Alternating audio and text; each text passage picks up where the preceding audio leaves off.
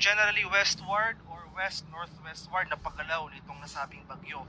At magpapatuloy yung paglakas or pag-intensify ni Pepito.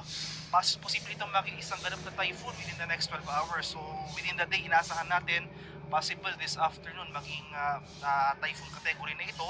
Magpapatuloy yung intensification or paglakas ng nasabing bagyo. Possible by tomorrow, isa na itong ganap na super typhoon category prior to landfall dito sa silangang bahagi ng Luzon or Visayas. So makikita natin dito, kailangan natin bigyan din itong tinatawag nating confidence cone. Sakop nito ang malaking bahagi ng Central Luzon, Southern Luzon at Eastern Visayas.